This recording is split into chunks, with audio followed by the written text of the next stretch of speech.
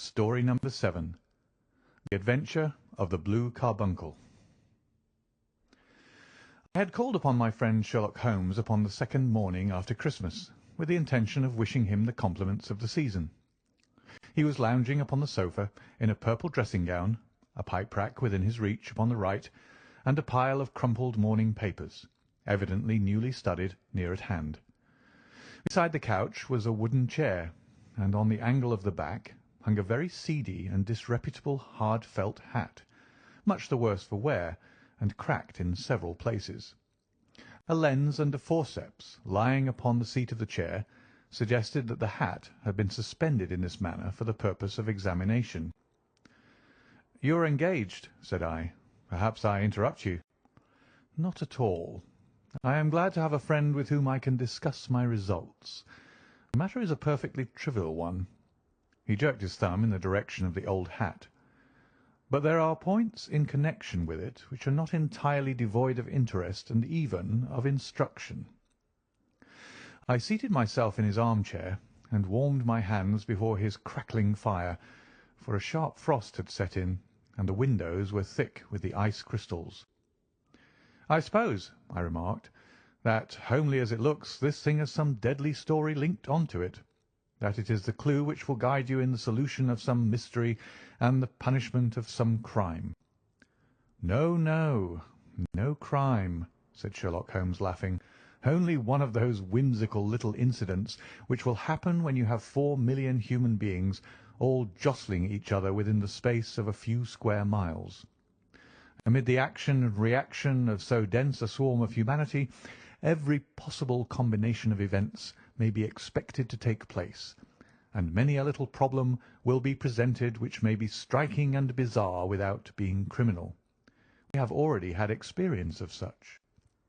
"So much so," I remarked, "that of the last 6 cases which I have added to my notes, 3 have been entirely free of any legal crime." "Precisely. You allude to my attempt to recover the Irene Adler papers, to the singular case of Miss Mary Sutherland, and to the adventure of the man with the twisted lip. Well, I have no doubt that this small matter will fall into the same innocent category. You know Peterson, the commissionaire?" "Yes." "It is to him that this trophy belongs." "It is his hat." "No, no. He found it. Its owner is unknown. I beg that you will look upon it, not as a battered billycock, but as an intellectual problem. And first, as to how it came here. It arrived upon Christmas morning in company with a good fat goose, which is, I have no doubt, roasting at this moment in front of Peterson's fire. The facts are these. About 4 o'clock on Christmas morning, Peterson, who, as you know, is a very honest fellow, was returning from some small jollification, and was making his way homeward down Tottenham Court Road. In front of him he saw, in the gaslight, a tallish man walking with a slight stagger, and carrying a white goose slung over his shoulder. As he reached the corner of Goodge Street, a row broke out between this stranger and a little knot of roughs. One of the latter knocked off the man's hat, on which he raised his stick to defend himself, and, swinging it over his head, smashed the shop window behind him. Peterson had rushed forward to protect the stranger from his assailants, but the man, shocked at having broken the window, and seeing an official-looking person in uniform rushing towards him, dropped his goose, took to his heels, and vanished amid the labyrinth of small streets which lie at the back of Tottenham Court Road. The roughs had also fled at the appearance of Peterson, so that he was left in possession of the field of battle, and also of the spoils of victory, in the shape of this battered hat and a most unimpeachable Christmas goose, which surely he restored to their owner. My dear fellow, there lies the problem. It is true that "For Mrs. Henry Baker" was printed upon a small card which was tied to the bird's left leg, and it is also true that the initials H.B. are legible upon the lining of this hat. But as there are some thousands of Bakers and some hundreds of Henry Bakers in this city of ours, it is not easy to restore lost property to any one of them, What then did Peterson do? He brought round both hat and goose to me on Christmas morning, knowing that even the smallest problems are of interest to me. The goose we retained until this morning, when there were signs that, in spite of the slight frost, it would be well that it should be eaten without unnecessary delay. Its finder has carried it off, therefore, to fulfil the ultimate destiny of a goose, while I continue to retain the hat of the unknown gentleman who lost his Christmas dinner. Did he not advertise? No. Then what clue could you have as to his identity? Only as much as we can deduce. From this hat? Precisely. But you're joking. What can you gather from this old battered felt? Here is my lens. You know my methods. What can you gather yourself as to the individuality of the man who has worn this article? I took the tattered object in my hands and turned it over rather ruefully. It was a very ordinary black hat of the usual round shape, hard and much the worse for wear. The lining had been of red silk, but was a good deal discoloured. There was no maker's name, but as Holmes had remarked, the initials H.B. were scrawled upon one side. It was pierced in the brim for a hat securer, but the elastic was missing.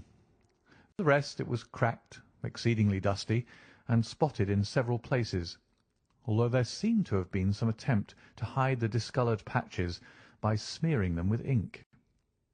"I can see nothing," said I, handing it back to my friend. "On the contrary, Watson, you can see everything. You fail, however, to reason from what you see. You are too timid in drawing your inferences. Then pray tell me what it is that you can infer from this hat." He picked it up and gazed at it in the peculiar introspective fashion which was characteristic of him. "It is perhaps less suggestive than it might have been," he remarked, "and yet there are a few inferences which are very distinct, and a few others which represent at least a strong balance of probability. That the man was highly intellectual is of course obvious upon the face of it, and also that he was fairly well-to-do within the last 3 years, although he has now fallen upon evil days. He had foresight, but has less now than formerly, pointing to a moral retrogression which, when taken with the decline of his fortunes, seems to indicate that some evil influence, probably drink, at work upon him. This may account also for the obvious fact that his wife has ceased to love him." "My dear Holmes!" "He has, however, retained some degree of self-respect," he continued, disregarding my remonstrance. "He is a man who leads a sedentary life, goes out little, is out of training entirely, is middle-aged, has grizzled hair which he has had cut within the last few days, and which he anoints with lime cream. These are the more patent facts which are to be deduced from his hat. Also, by the way, that it is extremely improbable that he has gas laid on in his house." "You're certainly joking, Holmes." "Not in the least. Is it possible that even now, when I give you these results, you are unable to see how they are attained?" "I have no doubt that I am very stupid, but I must confess that I am unable to follow you. For example, how did you deduce that this man was intellectual?" For answer, Holmes clapped the hat upon his head. It came right over the forehead and settled upon the bridge of his nose. "It is a question of cubic capacity," said he. "A man with so large a brain must have something in it." "The decline of his fortunes, then?" "This hat is 3 years old. These flat brims curled at the edge came in then. It is a hat of the very best quality. Look at the band of ribbed silk and the excellent lining. If this man could afford to buy so expensive a hat 3 years ago, and has had no hat since, then he has assuredly gone down in the world." "Well, that is clear enough, certainly. But how about the foresight and moral retrogression?" Sherlock Holmes laughed. "Here is the foresight," said he, putting his finger upon the little disc and loop of the hat securer. "They are never sold upon hats. If this man ordered one, it is a sign of a certain amount of foresight, since he went out of his way to take this precaution against the wind. But since we see that he has broken the elastic, and has not troubled to replace it, it is obvious that he has less foresight now than formerly, which is a distinct proof of a weakening nature. On the other hand, he has endeavoured to conceal some of these stains upon the felt by daubing them with ink, which is a sign that he has not entirely lost his self-respect. Your reasoning is certainly plausible. The further points, that he is middle-aged, that his hair is grizzled, that it has been recently cut, and that he uses lime cream, are all to be gathered from a close examination of the lower part of the lining. The lens discloses a large number of hair ends, clean cut by the scissors of the barber.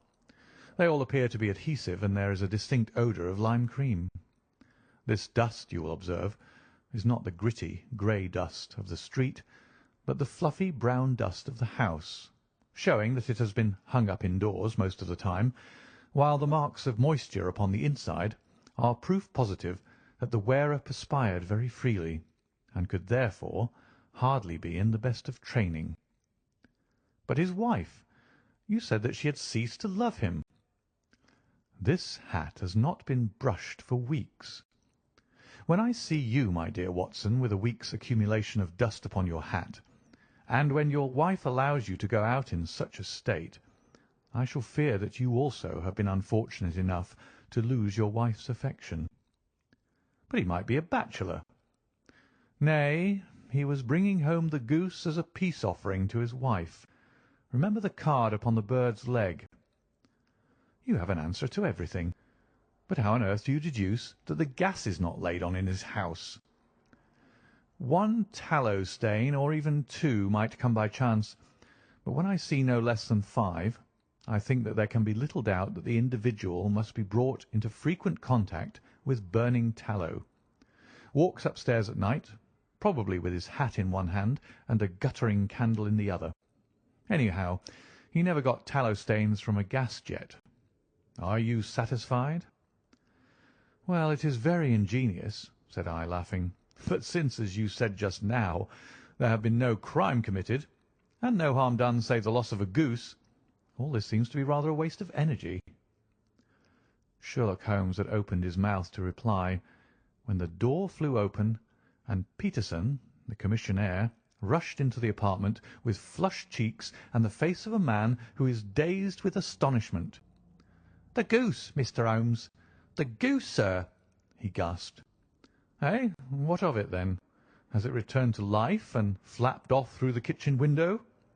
Holmes twisted himself round upon the sofa to get a fairer view of the man's excited face. "See here, sir! See what my wife found in its crop!"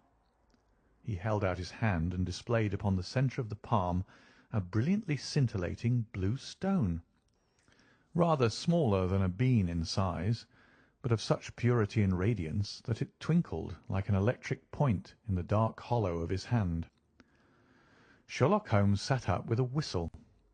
"By Jove, Peterson," said he, "this is treasure trove indeed. I suppose you know what you've got." "A diamond, sir. A precious stone. It cuts into glass as though it were putty."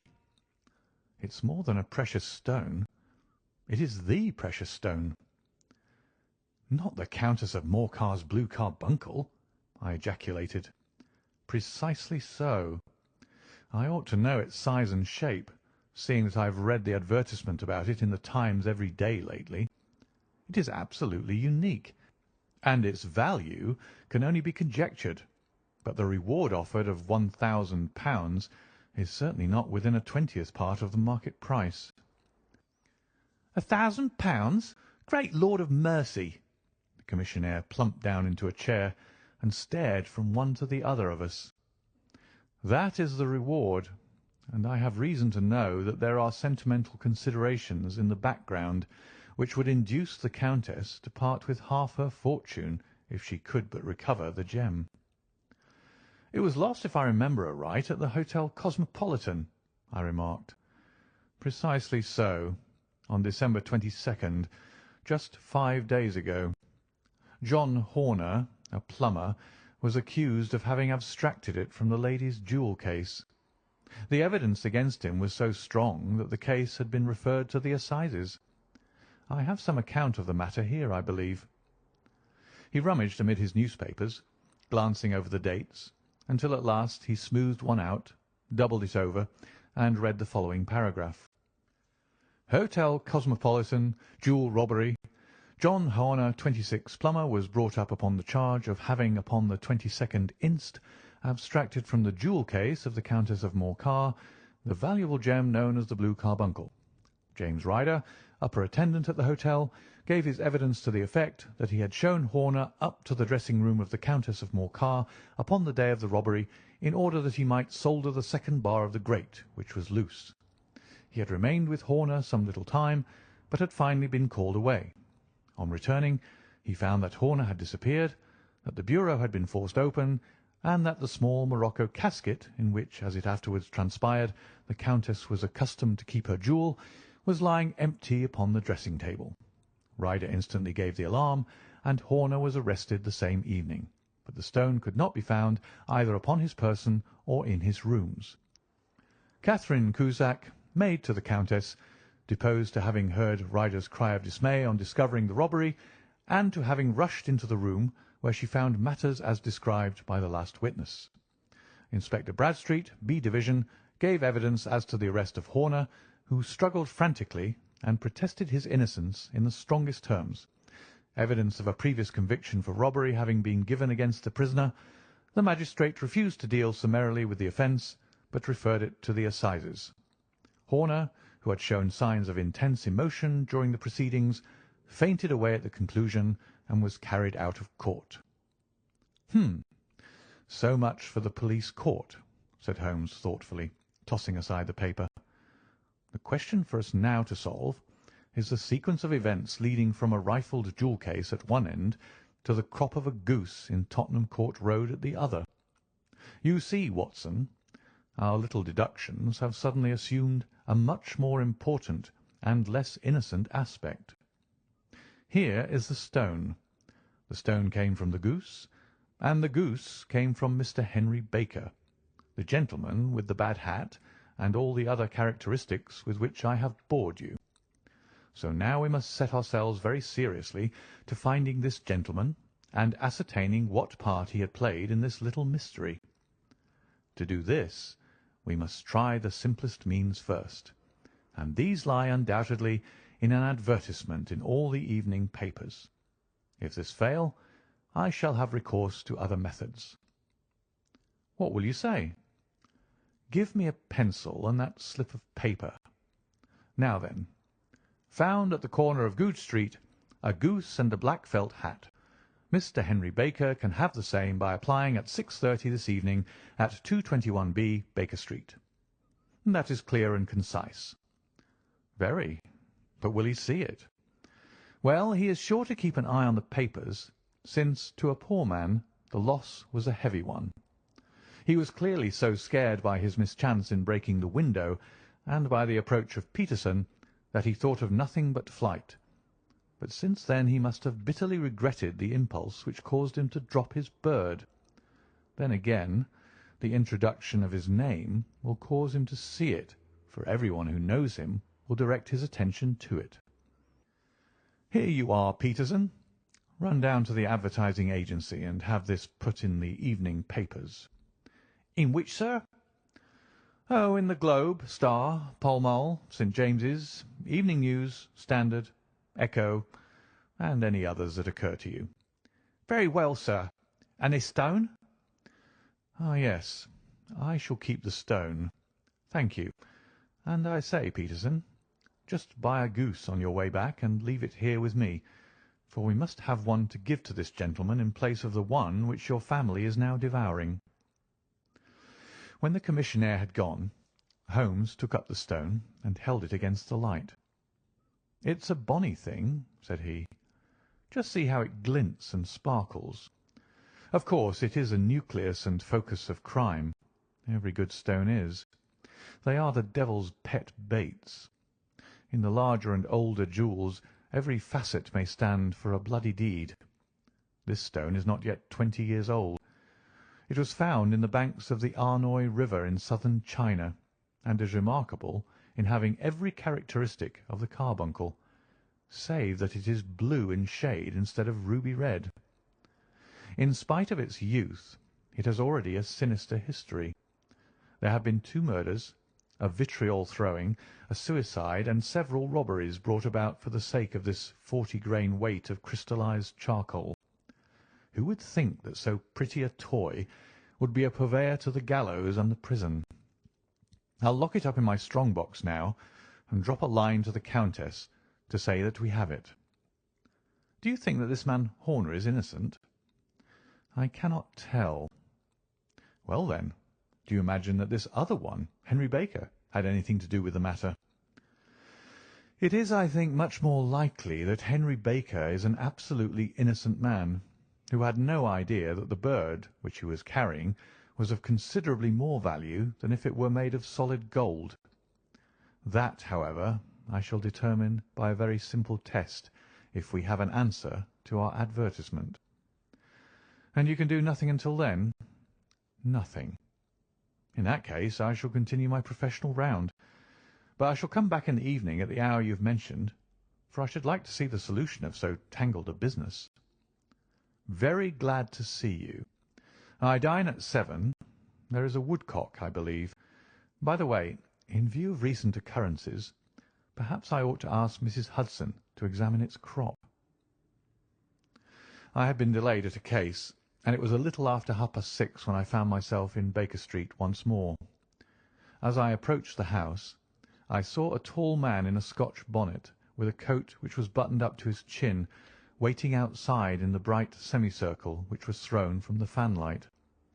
Just as I arrived, the door was opened, and we were shown up together to Holmes's room.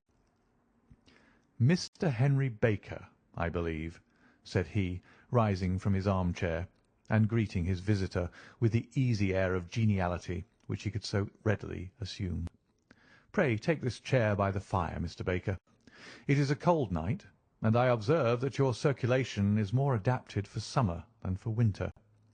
Ah, Watson, you have just come at the right time. Is that your hat, Mr. Baker?" "Yes, sir, that is undoubtedly my hat."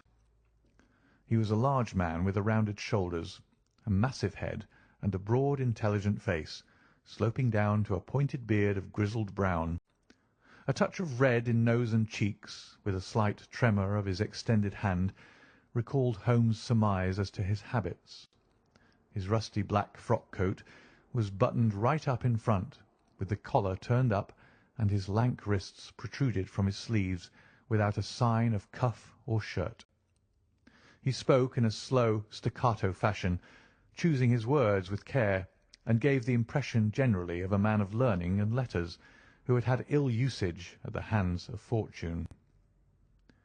"We have retained these things for some days," said Holmes, "because we expected to see an advertisement from you giving your address. I am at a loss to know why you did not advertise." Our visitor gave a rather shamefaced laugh. "Shillings have not been so plentiful with me as they once were," he remarked.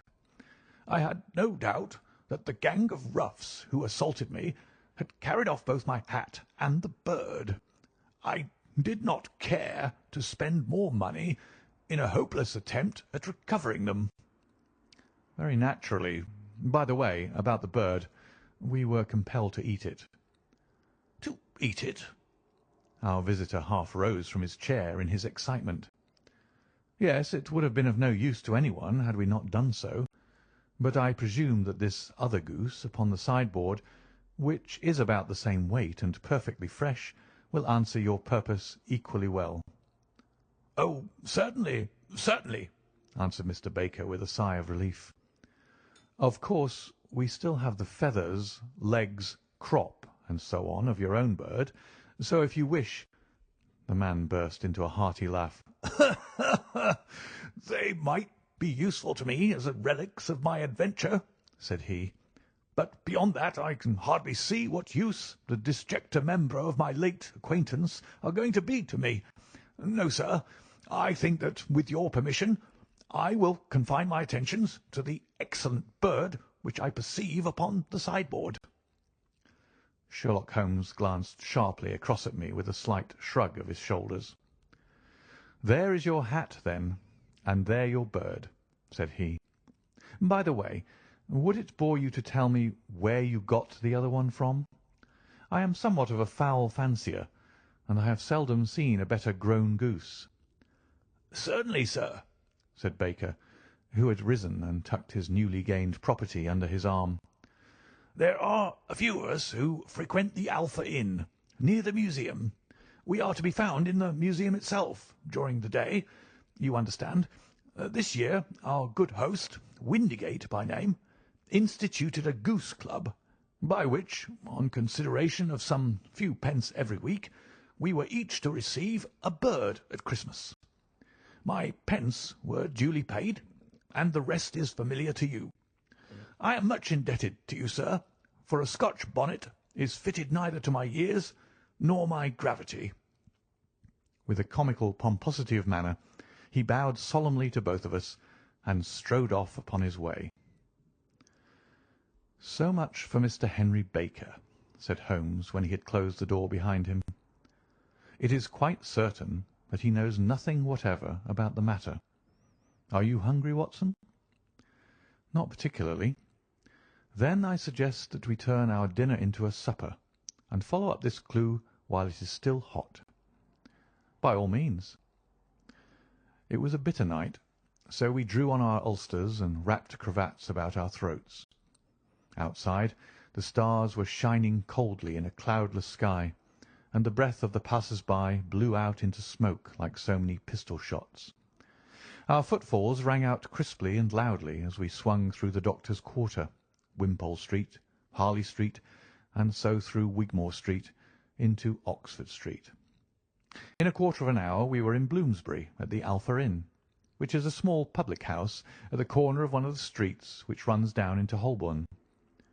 Holmes pushed open the door of the private bar and ordered 2 glasses of beer from the ruddy-faced, white-aproned landlord. "Your beer should be excellent if it is as good as your geese," said he. "My geese?" The man seemed surprised. "Yes, I was speaking only half an hour ago to Mr. Henry Baker, who was a member of your goose club." "Oh, yes, I see. But you see, sir, them's not our geese." "Indeed. Whose, then?"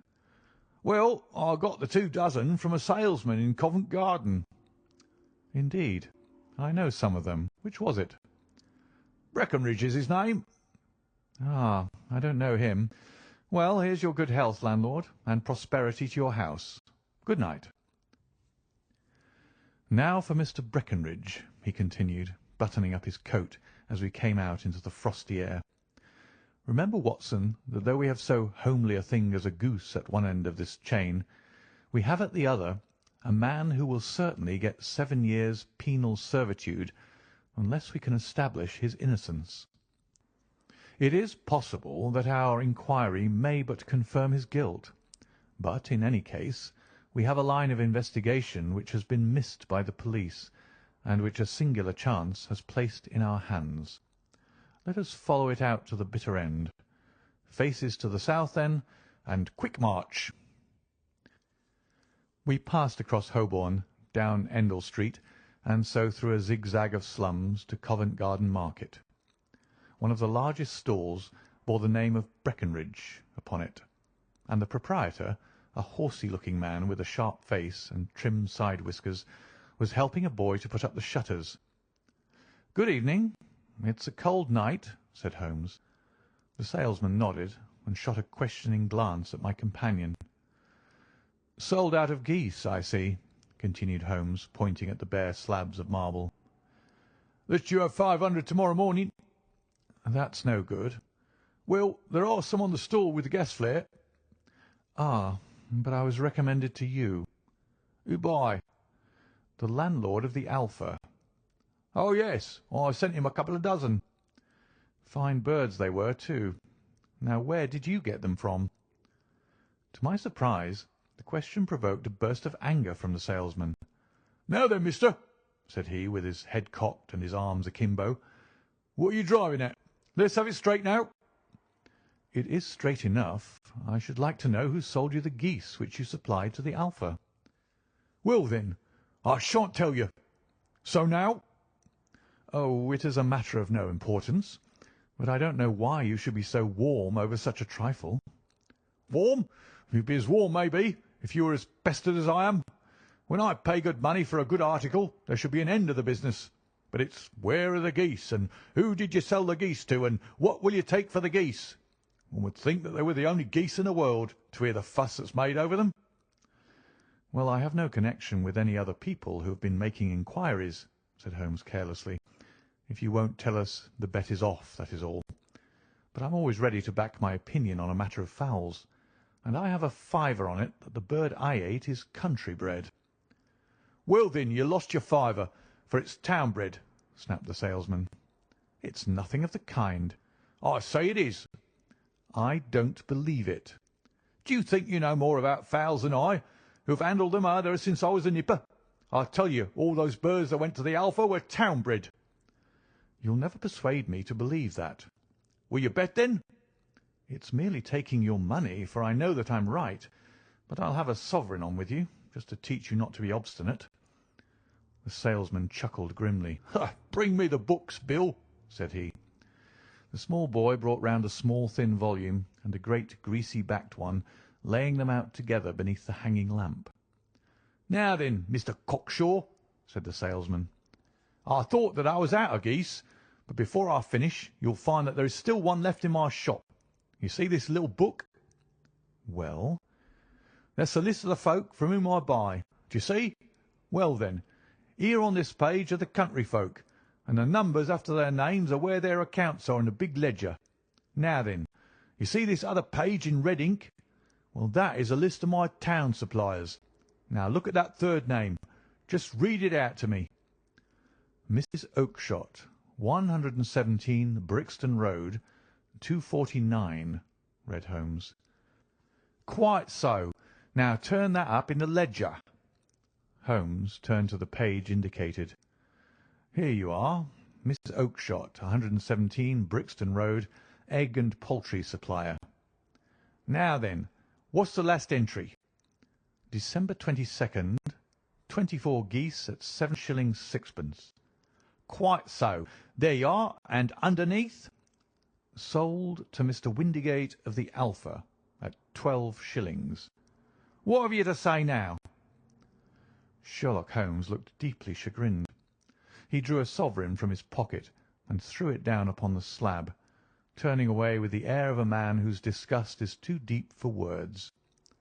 A few yards off he stopped under a lamp-post and laughed in the hearty, noiseless fashion which was peculiar to him.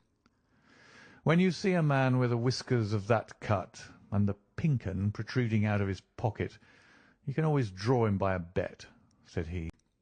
"I dare say that if I had put £100 down in front of him, that man would not have given me such complete information as was drawn from him by the idea that he was doing me on a wager. Well, Watson, we are, I fancy, nearing the end of our quest, and the only point which remains to be determined is whether we should go on to this Mrs. Oakshott to-night, or whether we should reserve it for to-morrow. It is clear from what the surly fellow said that there are others besides ourselves who are anxious about the matter, and I should—" His remarks were suddenly cut short by a loud hubbub which broke out from the stall which we had just left. Turning round, we saw a little rat-faced fellow standing in the centre of the circle of yellow light which was thrown by the swinging lamp, while Breckinridge, the salesman, framed in the door of his stall, was shaking his fists fiercely at the cringing figure. "I've had enough of you and your geese," he shouted. "I wish you were all at the devil together. If you come pestering me any more with your silly talk, I'll set the dog at you. You bring Mrs. Oakshott here and I'll answer her. But what have you got to do with it? Did I buy the geese off you?" "No, but one of them was mine all the same," whined the little man. "Well, then, ask Mrs. Oakshott for it." "She told me to ask you." "Well, you can ask the King of Prussia for all I care. I've had enough of it. Get out of this." He rushed fiercely forward, and the inquirer flitted away into the darkness. "Ha! "This may save us a visit to Brixton Road," whispered Holmes. "Come with me, and we will see what is to be made of this fellow." Striding through the scattered knots of people who lounged round the flaring stalls, my companion speedily overtook the little man and touched him upon the shoulder. He sprang round, and I could see in the gaslight that every vestige of colour had been driven from his face. "Who are you, then? What do you want?" he asked in a quavering voice. "You will excuse me," said Holmes blandly, "but I could not help overhearing the questions which you put to the salesman just now. I think that I could be of assistance to you." "You? Who are you? How could you know anything of the matter?" "My name is Sherlock Holmes. It is my business to know what other people don't know." "But you can know nothing of this." "Excuse me, I know everything of it. You are endeavouring to trace some geese which were sold by Mrs. Oakshott of Brixton Road to a salesman named Breckinridge, by him in turn to Mr. Windigate of the Alpha, and by him to his club, of which Mr. Henry Baker is a member." "Oh, sir, you are a very man whom I've longed to meet," cried the little fellow with the outstretched hands and quivering fingers. "I can hardly explain to you how interested I am in this matter." Sherlock Holmes hailed a four-wheeler which was passing. "In that case we had better discuss it in a cosy room rather than in this wind-swept market-place," said he. "But pray tell me, before we go farther, who it is that I have the pleasure of assisting." The man hesitated for an instant. "My name is John Robinson," he answered with a sidelong glance. "No, no, the real name," said Holmes sweetly. "It is always awkward doing business with an alias." A flush sprang to the white cheeks of the stranger. "Well, then," said he, "my real name is James Ryder." "Precisely so. Head attendant at the Hotel Cosmopolitan. Pray step into the cab, and I shall soon be able to tell you everything which you would wish to know." The little man stood glancing from one to the other of us with half-frightened, half-hopeful eyes, as one who is not sure whether he is on the verge of a windfall or of a catastrophe. Then he stepped into the cab, and in half an hour we were back in the sitting-room at Baker Street. Nothing had been said during our drive, but the high, thin breathing of our new companion and the claspings and unclaspings of his hands spoke of the nervous tension within him. "Here we are," said Holmes cheerily as we filed into the room. "The fire looks very seasonable in this weather. You look cold, Mr. Ryder. Pray take the basket chair. I will just put on my slippers before we settle this little matter of yours. Now then, you want to know what became of those geese?" "Yes, sir." "Or rather, I fancy, of that goose. It was one bird, I imagine, in which you were interested. White, with a black bar across the tail?" Ryder quivered with emotion. "Oh, sir," he cried, "can you tell me where it went to?" "It came here." "Here?" "Yes, and a most remarkable bird it proved. I don't wonder that you should take an interest in it. It laid an egg after it was dead, the bonniest, brightest little blue egg that ever was seen. I have it here in my museum." Our visitor staggered to his feet and clutched the mantelpiece with his right hand. Holmes unlocked his strong-box and held up the blue carbuncle, which shone out like a star with a cold, brilliant, many-pointed radiance. Ryder stood glaring with a drawn face, uncertain whether to claim or to disown it. "The game's up, Ryder," said Holmes quietly. "Hold up, man, or you'll be into the fire. Give him an arm back into his chair, Watson. He's not got blood enough to go in for felony with impunity. Give him a dash of brandy. So, now he looks a little more human. What a shrimp it is, to be sure." For a moment he had staggered and nearly fallen, but the brandy brought a tinge of colour into his cheeks, and he sat staring with frightened eyes at his accuser. "I have almost every link in my hands and all the proofs which I could possibly need, so there is little which you need to tell me. Still, that little may as well be cleared up to make the case complete. You had heard, Ryder, of this blue stone of the Countess of Morcar's?" "It was Catherine Cusack who told me of it," said he in a crackling voice. "I see. Her ladyship's waiting-maid. Well, the temptation of sudden wealth so easily acquired was too much for you, as it has been for better men before you. But you were not very scrupulous in the means you used. It seems to me, Ryder, that there is the making of a very pretty villain in you. You knew that this man Horner, the plumber, had been concerned in some such matter before, and that suspicion would rest the more readily upon him. What did you do then? You made some small job in my lady's room, you and your confederate Cusack, and you managed that he should be the man sent for. Then, when he had left, you rifled the jewel case, raised the alarm, and had this unfortunate man arrested. You then—" Ryder threw himself down suddenly upon the rug and clutched at my companion's knees. "For God's sake, have mercy!" he shrieked. "Think of my father, of my mother. It would break their hearts. I never went wrong before. I never will again. I swear it. I'll swear it on a Bible. Oh, don't bring it into court. For Christ's sake, don't." "Get back in your chair," said Holmes sternly. "It is very well to cringe and crawl now, but you thought little enough of this poor Horner in the dock for a crime of which he knew nothing." "I will fly, Mr. Holmes. I will leave the country, sir. Then the charge against him will break down." We will talk about that. And now let us hear a true account of the next act. How came the stone into the goose? And how came the goose into the open market? Tell us the truth, for there lies your only hope of safety." Ryder passed his tongue over his parched lips. "I will tell you it just as it happened, sir," said he. "When Horner had been arrested, it seemed to me that it would be best for me to get away with the stone at once, for I did not know at what moment the police might not take it into their heads to search me in my room. There was no place about the hotel where it would be safe. I went out, as if on some commission, and I made for my sister's house. She had married a man named Oakshott, and lived in Brixton Road, where she fattened fowls for the market. All the way there every man I met seemed to me to be a policeman or a detective, and for all that it was a cold night, the sweat was pouring down my face before I came to the Brixton Road. My sister asked me what was the matter, and why I was so pale, but I told her that I had been upset by the jewel robbery at the hotel.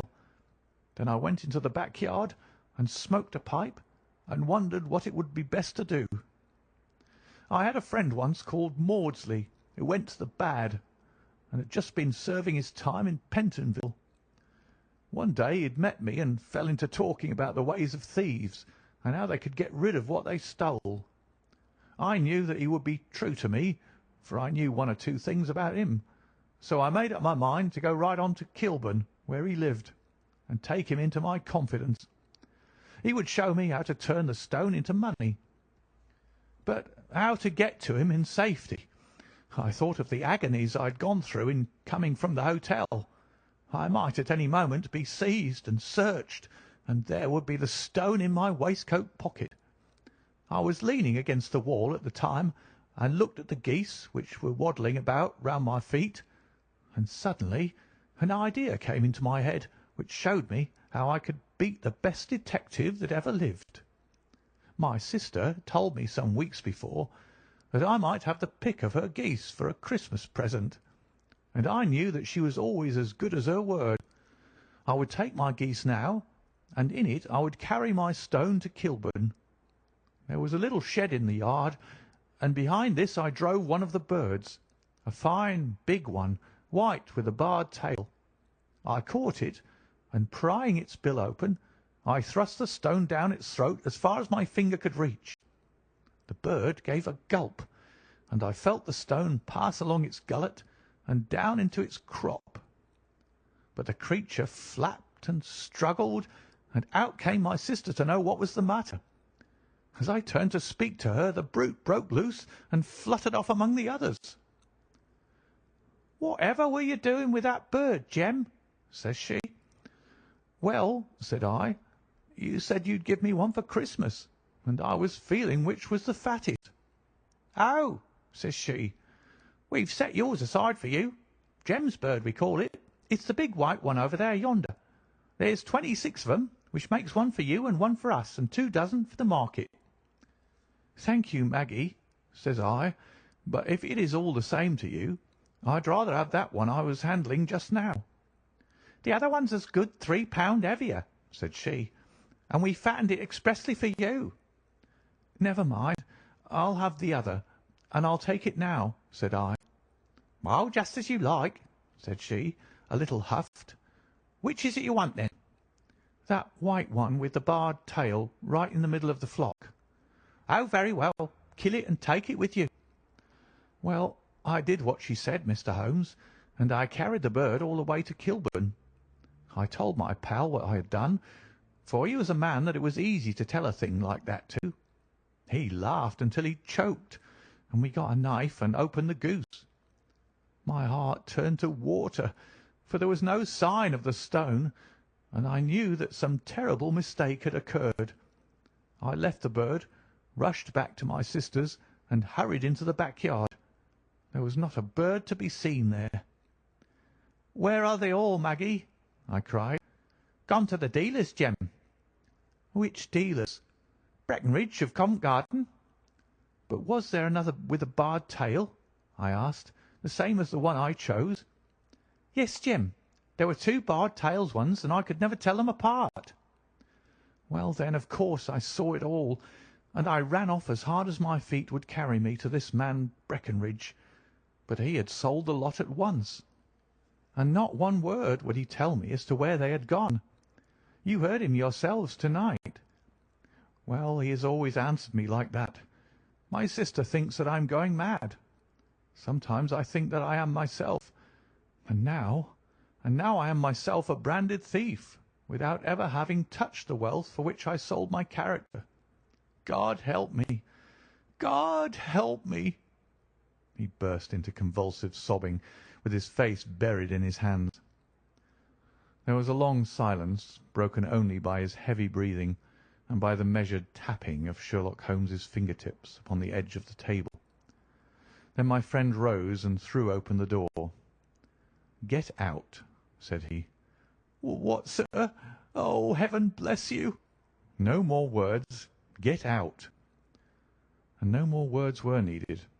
There was a rush, a clatter upon the stairs, the bang of a door, and the crisp rattle of running footfalls from the street.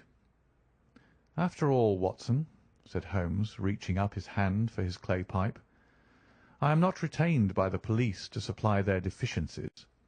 If Horner were in danger it would be another thing, but this fellow will not appear against him, and the case must collapse. I suppose that I am commuting a felony, but it is just possible that I am saving a soul. This fellow will not go wrong again. He is too terribly frightened. Send him to jail now, and you make him a jail bird for life. Besides, it is the season of forgiveness. Chance has put in our way a most singular and whimsical problem, and its solution is its own reward. If you will have the goodness to touch the bell, Doctor, we will begin another investigation, in which also a bird will be the chief feature." End of The Adventure of the Blue Carbuncle.